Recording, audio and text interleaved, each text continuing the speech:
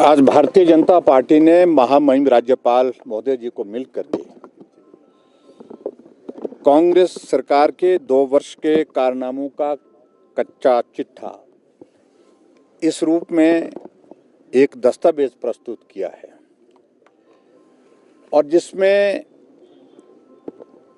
जो भ्रष्टाचार से संबंधित जो आरोप हैं और उसके अलावा जो हिमाचल प्रदेश में जन विरोधी फैसले उनने लिए हैं, उन सब की तथ्य के साथ जानकारी भी उपलब्ध कराई है और पर्टिकुलरली जो भ्रष्टाचार के मामले को लेकर के दस्तावेज जो हमने दिए हैं उनको डॉक्यूमेंट के साथ भी हमने जो है वो सप्लीमेंट किया हुआ है। सबसे बड़ी बात है कि हिमाचल प्रदेश में 2 साल की कार्यकाल की सरकार कांग्रेस पार्टी की जो चली, जिस प्रकार से भ्रष्टाचार को हिमाचल प्रदेश में संरक्षण दिया गया, आज तक के इतिहास में मुझे लगता है कि किसी सरकार में 2 साल के कार्यकाल में ऐसी स्थिति नहीं बनी। और अगर संरक्षण की, अगर भ्रष्टाचार की अगर बात कहते हैं तो सबसे बड़ी बात यह है कि वो संरक्षण मुख्यमंत्री के कार्यालय से ही मिल रहा है। आपने देखा कि एक पत्र वायरल हुआ था एक हाइड्रो प्रोजेक्ट के सिलसिले में और जिसमें 25 करोड़ रुपए के घोटाले की बात जो है वो जाहिर की गई थी। और उन सारी बातों को जब लोगों के अलावा बाकी जो ऑफिशियल स्तर पर जो जानकारियां प्राप्त करने की जो कोशिशें हुई और उसमें ये मालूम पड़ता है कि वो आरोप तथ्यहीन नहीं है, वो तथ्य पर हैं और उसके बावजूद भी हिमाचल प्रदेश सरकार ने उसमें कोई कार्रवाई नहीं की। एचपीपीसीएल के माध्यम से जिस प्रकार से उस प्रोजेक्ट के खर्चे को लेकर के वहां उस कंपनी को लाभ पहुंचाने की कोशिश की गई, जहां उसको जुर्माना लगना चाहिए था 162 करोड़ रुपए, और जुर्माना तो दूर की बात हो, उल्टा जो है वो 1765 दिनों की जो है उसमें जो है वो काम करने के लिए उसकी अवधि बढ़ा दी गई। और हमारा यह आरोप है कि 150 करोड़ रुपए से बढ़ा करके 280 करोड़ रुपए में जो काम दिया गया वो एक बहुत बड़ा घोटाला अपने आप में है। बाकी सारी चीजें मुझे लगता है कि उसमें डिटेल्स में आप सारी चीजों को लेकर के उसमें तथ्य पर जाएंगे। और दूसरी बात, जिस बात को लेकर के हिमाचल प्रदेश की सरकार बहुत बड़ी बात कह रही है कि हमने रेवेन्यू जनरेट किया, और मैं कह सकता हूं कि जो शराब की जो पॉलिसी, लिकर पॉलिसी जो हिमाचल प्रदेश सरकार ने बनाई, उस पॉलिसी में बहुत बड़ा घपला है। उस पॉलिसी के माध्यम से बड़े बड़े यूनिट्स को लाभ देने के लिए प्रयत्न किए गए, प्रयास किए गए, और कांग्रेस पार्टी के बड़े वरिष्ठ नेता, वरिष्ठ लोग जो है शराब माफिया के साथ मिलकर के सारे उस पॉलिसी के माध्यम से भी बहुत बड़ा घोटाला किए हुए हैं। और उसके अलावा अभी तक भी शराब माफिया के ऊपर जो लगाम लगाने की आवश्यकता थी उसको लगाने में पूरी तरह से विफल हुए हैं, ये भी हमारा आरोप है। और विशेष तौर से मैं बिलासपुर की अगर मैं जिक्र करूंगा, आपको डॉक्यूमेंट के साथ उसकी डिटेल मिल जाएगी। रात के अंधेरे में बिड्स उसमें डाली गई, ये भी एक जांच का विषय बनता है। और उसके अलावा जो भूमाफिया के संदर्भ में मैं ये जरूर कहना चाहूंगा, कांग्रेस पार्टी के एक बड़े नेता के नजदीकी आदमी जो आज सरकार में हैं, मुख्यमंत्री हैं, अजय कुमार, राजेंद्र राणा, प्रभात चंद और महेश्वर सिंह 70 कनाल जमीन 2,60,000 रुपए में लेते हैं। और उसके बाद वहां के तहसीलदार अनिल मनकोटिया जो आज मुख्यमंत्री के ओएसडी हैं, अर्थात जो संरक्षण उनको सारा चीज को दे करके दे रहे हैं, दिसंबर 2023 में मुख्यमंत्री जी ने 70 कनाल जमीन तीनों चेहतों से हिमाचल प्रदेश पथ परिवहन निगम के लिए जो है 6,72,61,266 रुपए, यानी कि 400 गुना ज्यादा दाम के हिसाब से उसको खरीदा गया। ये 400% जो है, प्रतिशत जो है, इंक्रीज के साथ उस जमीन को दिया गया। ये सीधा सीधा भ्रष्टाचार को संरक्षण देने वाली बात है और मैं कह सकता हूं ये मुख्यमंत्री कार्यालय के बिना ये संभव नहीं था। और मैं बात कहूं, हिमाचल प्रदेश में खनन माफिया की अगर बात कहें, मुझे सिर्फ इतना ही कहना है कि जब हिमाचल प्रदेश में त्रासदी आई तो पूरे हिमाचल प्रदेश के क्रशर बंद कर दिए गए, लेकिन एक क्रशर चलता रहा और जो एक क्रशर चलता रहा वो चर्चा का विषय भी बना। वो क्रशर किसका है? बड़े आदमी का है, बड़े आदमी के नजदीक का है। और ऐसे में आज वो क्रशर जो है वो जांच के दायरे में इस कदर आ गया है कि ईडी की वहां पर रेड होने के बाद वो उनकी गिरफ्तारी भी हुई है। और ये भी जानना चाहता, पूरा हिमाचल जानना चाहता है कि आप जश्न तो मना रहे हैं 2 साल के कार्यकाल का, लेकिन भ्रष्टाचार करने वाले जो व्यक्ति हैं वो बड़े नेता की गाड़ी में बैठ करके घूमते हैं, बड़े नेताओं के साथ मिल करके जो है वो सारे कार्यक्रमों का हिस्सा बनते हैं। तो इसलिए ये भी एक बहुत गंभीर आरोप है और इस बात को लेकर के भी हम अपनी बात आज महामहिम राज्यपाल महोदय जी के समक्ष कहे हैं। दूसरी बात मैं ये भी कहना चाहता हूँ कि हिमाचल प्रदेश में जहाँ ब्यास नदी पर बारिश के कारण पिछली बार जब नुकसान हुआ था, बहुत ज़्यादा बारिश के कारण वहाँ पर रेत बजरा मलबा जो आया था, वो कौन कॉन्ट्रैक्टर थे, कौन ठेकेदार थे जिनकी मशीनें रातों रात लगे, करोड़ों रुपए का मटेरियल इकट्ठा किया गया सरकार की अनुमति के बिना, सरकार की अनुमति के साथ, और बाद में जब शोर पड़ा तब जाकर के उसको बंद किया गया। वो कौन कॉन्ट्रैक्टर थे, कितना वहां से मटेरियल उठाया गया, कितना मटेरियल उठाने के बाद वो कहाँ गया, ये भी जांच का विषय है। वो एक बहुत बड़ा करोड़ों रुपए का घोटाला अपने आप में है। इसके अतिरिक्त एक और चीज को लेकर के मैं जरूर कहना चाहता हूं कि जो वन माफिया का जो फॉरेस्ट आजकल तबाह हो रहे हैं, और अभी हिमाचल प्रदेश में जो जानकारी मिली है कि 9 किस्मों के जो फॉरेस्ट के जो है वो स्पीसीज जो है किस्में हैं उनको काटने की अनुमति दी गई है। उसकी एवज में जो जिनके जो परमिसिबल भी नहीं है, जिनको काटा नहीं जा सकता, जिन पेड़ों को, उनको भी काट करके बेचने का काम शुरू हो गया है। और ये काम में बहुत बड़ी संख्या में लोग उसमें शामिल होकर के, जो सत्ता पक्ष के लोग हैं, वो उसको अंजाम दे रहे हैं। ये भी हमारा आरोप है। और इसके आगे बढ़कर के मैं ये भी कहना चाहता हूँ, हिमाचल प्रदेश देवभूमि के नाम से जाना जाता है, लेकिन आज Himachal on sale. High court का फैसला आता है, हिमाचल भवन जो है वो अटैच कर दिया जाता है। एक पावर कंपनी का जो केस चल रहा था, उस सारे मामले को लेकर के भी हमारा ये कहना है कि ये बहुत ही दुर्भाग्यपूर्ण स्थिति है कि हिमाचल में ऐसी स्थिति आ गई कि हिमाचल की बेशकीमती संपदाएं जो है वो आज नीलाम हो रही है। हिमाचल प्रदेश में टूरिज्म के 18 प्रोजेक्ट जो है, 18 हमारे प्रॉपर्टी जो है, उनको हाई कोर्ट ने बंद करने के आदेश दे दिए। और उसमें हैरानी की बात तो यह है कि चैल पैलेस जैसे, धौलाधार जैसे, और वहां पर मनाली में जो हमारे टूरिज्म के यूनिट हैं उनको जो प्रॉफिट में हमेशा रहते हैं, उनको भी लॉस मेकिंग यूनिट बताया गया है, जो संभव ही नहीं है। और इसलिए किया गया है क्योंकि बहुत लंबे समय से एक प्रक्रिया चली थी कि इस होटल को इस व्यक्ति को बेचना है, इस होटल को उस व्यक्ति को बेचना है, और इसकी एवज में इस काम को वो पूरा करने की दिशा में हिमाचल को बेचने के लिए लगे हुए हैं। इस पर भी हमने अपनी बात कही है। इससे आगे बढ़कर के हम ये भी कहना चाहते हैं कि हिमाचल प्रदेश में बैंक के घोटाले को लेकर, वन टाइम सेटलमेंट को लेकर के हिमाचल प्रदेश में किसी व्यक्ति को बेनिफिट देकर के करोड़ों रुपए का फायदा दिया गया है।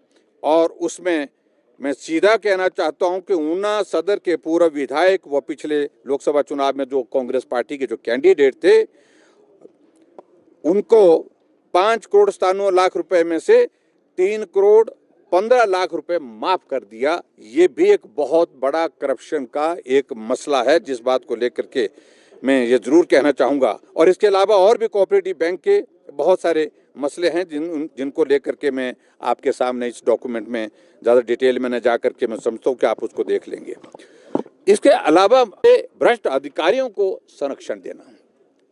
अरे मुख्यमंत्री जो वर्तमान में मुख्यमंत्री हैं, विधानसभा के अंदर अधिकारियों के बारे में इस प्रकार की टिप्पणी करते हैं, गंभीर आरोप लगाते हैं, और आज वही अधिकारी उनकी सरकार का संचालन कर रहे हैं, मार्गदर्शन कर रहे हैं, उनको एक्सटेंशन पर एक्सटेंशन दी जा रही है। और इस बात को जिम्मेवारी के साथ मैं आज नहीं, पहले कई बार कह चुका हूं, भारतीय जनता पार्टी के सरकार में जिन ऐसे अधिकारियों के बारे में हमको जानकारी थी कि ये अधिकारी ईमानदारी की इस पर पारदर्शिता पर खरे नहीं उतरते हैं, उनको दायित्व मुक्त किया गया, या दायित्व मुक्त नहीं किया गया तो उनको महत्वपूर्ण पोस्टिंग्स नहीं दी गई, लेकिन यहाँ उनको चुन चुन करके महत्वपूर्ण पोस्टिंग दी गई है। और महत्वपूर्ण पोस्टिंग देने के साथ उनके यहाँ पर जो है वो सारी चीज़ों को लेकर के आज सरकार का संचालन वही लोग कर रहे हैं। ये भी हमारा एक मामला, ये भी इस बात को लेकर के हमने बात कही है। एक ग्रीन एनर्जी प्रोजेक्ट को लेकर के मुख्यमंत्री जी बहुत ज़्यादा बोलते हैं, जिस बात को लेकर के मैं जरूर कहना चाहूँगा कि ग्रीन एनर्जी प्रोजेक्ट के मामले में एक प्रोजेक्ट जो है वो जो उसके मामले में बड़ा गोलमाल हुआ है। ये प्रोजेक्ट जो है वो 15 अप्रैल 2024 को जो है इसका उद्घाटन किया, 220 करोड़ रुपए उस पर खर्च किए। और ऐसा एक और प्रोजेक्ट जो है 35 मेगावाट का गुजरात में भी लगा, और ये 32 मेगावाट का था जो प्रोजेक्ट जिसका मैं कह रहा हूँ कि मुख्यमंत्री जी ने घोषणा की। और 35 मेगावाट का जो प्रोजेक्ट जो गुजरात में लगा उसमें 144 करोड़ रुपए खर्च हुए, और हिमाचल प्रदेश में इस प्रोजेक्ट के निर्माण वाली जो कंपनी है 10 साल तक प्रोजेक्ट की मुरम्मत और रखरखाव, और हिमाचल प्रदेश की इस प्रोजेक्ट की जो सारी चीज़ को लेकर के उस कंपनी को एक बहुत बड़ा एक लाभ दिया गया।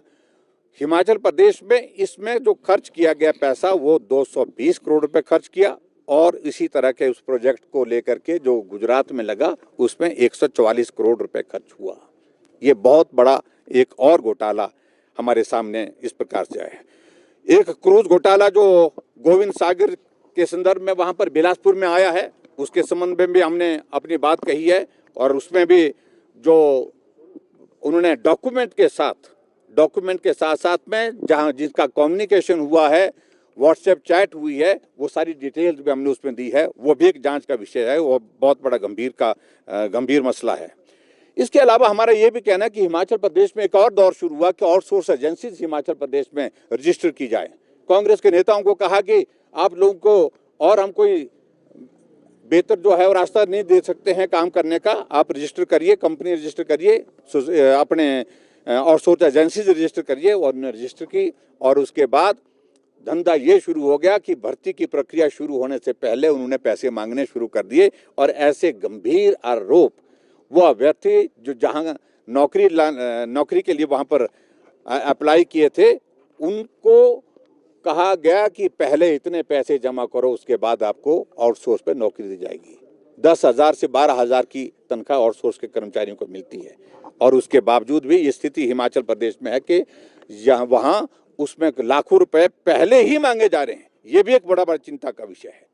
कबाड़ घोटाला अपने आप में एक बहुत बड़ा चर्चा का विषय है। गोलियां चल रही हैं वहां पर, जिस प्रकार से एक घटना नहीं, अभी तक हिमाचल प्रदेश में 2 साल के कार्यकाल में 5 बार बद्दी बरोटीवाला नालागढ़ में गोलीकांड हो चुके हैं। और उसका मुख्य कारण जो है कबाड़ घोटाला है, कबाड़ का मामला है। और उसमें भी कांग्रेस के नेता आपस में लड़ते हैं, आपस में होड़ रखते हैं, और यहाँ तक कि एक नेता उसमें अपना सीधा प्रभाव जो है अपने हाथ में रखने की कोशिश करता है, और उसके परिणाम स्वरूप इस प्रकार की स्थिति हिमाचल प्रदेश में होती है। और इसके अलावा मैं ये भी कहना चाहता हूँ कि हिमाचल प्रदेश में जहाँ गारंटियाँ जहाँ थी वहीं की वहीं है। 2 साल का कार्यकाल पूरा हो गया, आपने 1500 रुपये महिलाओं को देने की बात पहली कैबिनेट की पहली मीटिंग में कहा था, लेकिन 2 साल बीतने के बावजूद आपने कितनी महिलाओं को दिया, ये प्रश्न पूछने का है। आप जश्न तो मना रहे हैं, लेकिन जो गारंटियां जिसके वजह से आप सत्ता में आए हैं उस पर क्या किया आपने? आपने हिमाचल प्रदेश में कहा था कि 5 लाख बेरोजगारों को नौकरी देंगे। 2 साल बीतने के बावजूद अभी तक आपका स्टाफ सिलेक्शन कमिश्नर हमीरपुर अभी तक फंक्शनल नहीं हो पाया। ये भी एक बहुत बड़ा विषय है। और नौकरी देने की बात तो दूर की बात, लेकिन आउटसोर्स में लगे हुए 10,000 से ज्यादा कर्मचारी आपने निकाल दिए। आउटसोर्स में 4 महीने से पिछले कर्मचारियों को सैलरी नहीं मिल पाई है, ये भी एक चिंता का विषय है। आपने कहा था कि गाय का दूध 100 रुपये, गाय का दूध 80 रुपये, भैंस का दूध 100 रुपये, उसका क्या हुआ? गारंटी की अगर बात कहें तो गोबर की गारंटी 2 रुपये किलो के हिसाब से क्या हुआ? इस प्रश्न का जवाब उनके पास नहीं है। और आज शायद मुझे कुछ बातों को लेकर के जानकारी मिली कि कुछ कहने वाले हैं, लेकिन हम तब कहेंगे उसके बारे में जब वो सारी बात हमारे सामने आएगी। और आपने गारंटी ये दी थी हिमाचल प्रदेश में कि हम स्टार्टअप शुरू करेंगे हिमाचल प्रदेश में, और 680 करोड़ रुपए का बजट का प्रावधान करने के साथ साथ में नौजवानों को अपने पांवों पर खड़े होने के लिए रोजगार की सुविधाएं उपलब्ध करेंगे। उसका क्या हुआ? 300 यूनिट बिजली हिमाचल प्रदेश में आपने फ्री देने की बात कही थी, 125 यूनिट भारतीय जनता पार्टी की सरकार में मिलती थी, उसका क्या हुआ? और उसके अलावा जो आपने हिमाचल प्रदेश में जो गारंटियां जितनी भी दी थी, उन गारंटियों पर आप अब मुंह मोड़ चुके हैं और ये स्थिति आपकी बन गई है।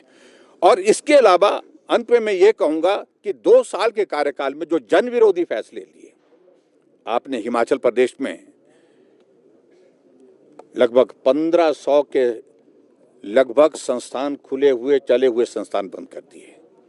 आपने हिमाचल प्रदेश में आते ही डीजल की कीमतों में बेतहाशा बढ़ोतरी की, और जिसका परिणाम स्वरूप ये स्थिति बनी हिमाचल प्रदेश में कि आज 7 रुपए लीटर महंगा जो है डीजल आप बेच रहे हैं।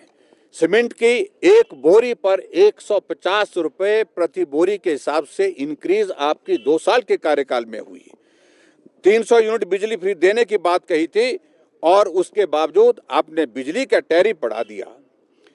और कमर्शियल वो तो बहुत ज़्यादा इंक्रीज किया है, बहुत बड़ी उसमें, जिसके कारण जो है पूरी इंडस्ट्री जो है वो बाहर का रास्ता ढूंढ रही है। और इसके अलावा जो हमारे घरेलू उत्पादकों को पहले 22 यूनिट की बढ़ोतरी और 10 पैसे की मिल्क सेस लगा करके जो है वो बढ़ोतरी जो है 32 पैसे प्रति यूनिट बनती है। और इसके अलावा आगे बढ़ करके अगर हम कहें तो आपने रेवेन्यू में रिफॉर्म्स लाने की बात पर जो है स्टैंप ड्यूटी जो है वो 10 टाइम्स इंक्रीज कर दी गई। और रजिस्ट्री पावर ऑफ अटॉर्नी की जो फीस है स्टैंप ड्यूटी पर, उसमें बहुत बड़ा इंक्रीज किया हिमाचल प्रदेश में। ये भी आप इस बात को भी आप जवाब दें। मंदिर पे दर्शन पर फीस लगा दी आपने।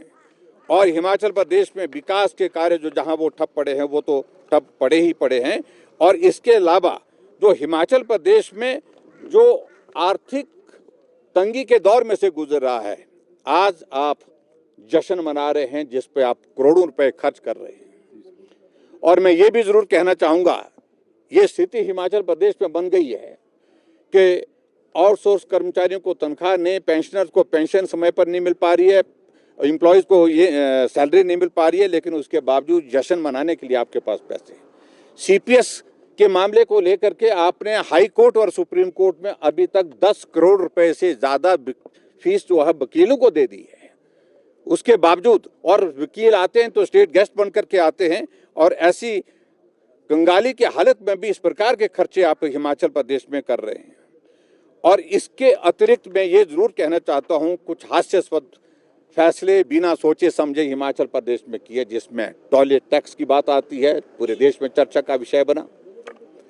और अभी तक वो टॉयलेट टैक्स आपने वापस लेने की बात नहीं कही है। और इसके अलावा आपने बसों में फ्रेट की बात कही है, बसों के फ्रेट की। एक आदमी एक हीटर जो है, एक नौजवान हीटर शिमला से लेकर के धर्मशाला जाता है, और उसमें 264 रुपये उसका जो है किराया वसूल किया जाता है। एक 2.5 लीटर का कुकर मंडी से आउट पहुंचता है 42 किलोमीटर का सफ़र करने के बाद उस पर 23 रुपये का आप जो है वो बस का किराया वसूल करते हैं और इस प्रकार से अपने हालात हिमाचल प्रदेश में कर दिए। समोसा इन सारी चीज़ों को लेकर के आप अपनी सरकार की जो है वो जो भ्रष्टाचार की जो काम करने की नीयत को बड़ा स्पष्ट कर रहे हैं कि भ्रष्टाचार होता रहेगा, हम उस पर कार्रवाई नहीं करेंगे। मित्रों, मैं आप सबके बीच में सिर्फ यही बातें कह करके समाप्त करना चाहूँगा। हिमाचल भवन और टूरिज्म के यूनिट्स खास तौर से विशेष तौर से ये हम सब के लिए बहुत बड़ी चिंता का विषय बन गया। Himachal on sale, Himachal on sale Congress की सरकार में, जहां मंडी हाउस दिल्ली में हिमाचल भवन स्थित है, जो हमारा एक बहुत बड़ा ऐसा केंद्र है जहां हमको शरण मिलती है, आराम से पहुंचते हैं, मिलते हैं, रहते हैं। सैकड़ों करोड़ रुपए की उस प्रॉपर्टी को आपने अटैच करवा दिया बैंक के आदेश के मुताबिक। इससे बड़ा दुर्भाग्य हिमाचल प्रदेश का कोई और हो नहीं सकता है। टूरिज्म के 18 यूनिट हिमाचल प्रदेश में वो बंद करने के आदेश दे दिए गए, जिसमें पर्टिकुलरली मैंने जिस तरह से मैं जिक्र किया, तो वो सीधी सी बात है, उसके पीछे मंशा बड़ी साफ है।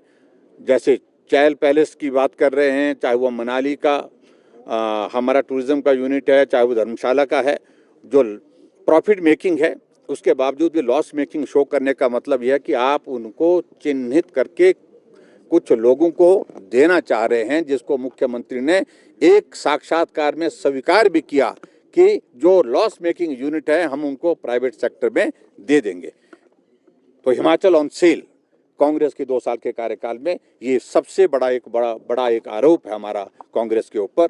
और आज हिमाचल प्रदेश में भारतीय जनता पार्टी ने तय किया कि 2 साल के कार्यकाल में सब जगह पूरे हिमाचल प्रदेश में बर्बादी हुई है, तबाही हुई है, हिमाचल का विकास पर पूर्ण विराम लगा है और हिमाचल प्रदेश में इस तरह की स्थिति आज से पहले कभी नहीं देखी गई। जो वर्तमान में स्थिति हिमाचल प्रदेश की है, जहां विकास ठप पड़ा है, बदले की भावना से काम किए जा रहे हैं और उसके बावजूद हिमाचल प्रदेश गंभीर आर्थिक संकट में चलने के बावजूद भी सरकार जश्न मना रही है। सब यही मुझे आप सबके बीच में कहना। इस संदर्भ में जो 2 साल की कांग्रेस सरकार का कच्चा चिट्ठा हमने आज महामहिम राज्यपाल महोदय जी को सौंपा है। इस बात को लेकर के पहले से बड़ा स्पष्ट था कि पिछली बार भी जब कांग्रेस ने 1 साल का कार्यकाल का जश्न मनाया तो उस वक्त सोनिया गांधी यहीं हिमाचल प्रदेश में थी, शिमला थी, मेरी जानकारी के मुताबिक। प्रियंका जी थी। लेकिन उन्होंने उस कार्यक्रम का हिस्सा बनना उचित नहीं समझा, क्योंकि जश्न में तब आता है कोई नेता जब कोई अच्छा काम किया हो। काम ऐसा हुआ नहीं है और यही स्थिति अब की बार बिलासपुर में भी, जहां पहले स्थान का चयन किया गया था, वो ग्राउंड बड़ा था और उस ग्राउंड बड़ा होने की वजह से वहां लोग उतने नहीं आ पाएंगे, क्योंकि लोगों के बीच में जश्न का माहौल ही नहीं है। ऐसे में छोटा ग्राउंड उसमें तय किया गया है जहां वो कार्यक्रम कार्यक्रम का आयोजन किया जा रहा है। और दूसरी बात, सबसे बड़ी बात, मुख्यमंत्री यहाँ से दिल्ली जाते हैं, राहुल गांधी जी को निमंत्रण देने के लिए उनने मना कर दिया, प्रियंका गांधी को निमंत्रण देने के लिए उनको मना कर दिया, और उसके अलावा खड़गे जी को बुलाने के लिए गए तो उनने मना कर दिया, क्योंकि पार्टी की शीर्ष नेतृत्व ने बड़ी साफ सोच के साथ अपनी बात स्पष्ट की कि हिमाचल प्रदेश में 2 साल के कार्यकाल में सुखू जी के नेतृत्व में जो सरकार चली है, इसमें कोई ऐसा काम नहीं है जिसके लिए जश्न मनाने के लिए हम दिल्ली से बिलासपुर पहुंचे। सर 5 साल पूरे करने देगी भाजपा क्या स्थिति को बता मुख्यमंत्री? देखिए, ये हमारा काम नहीं है। हमारा काम तो सीधी सी बात है, हमारा सरकार जन विरोधी फैसलों को लेकर के अपनी बात कहने का हम वो बात कर रहे हैं, बाकी बात को लेकर के आगे कहेंगे। Thank you.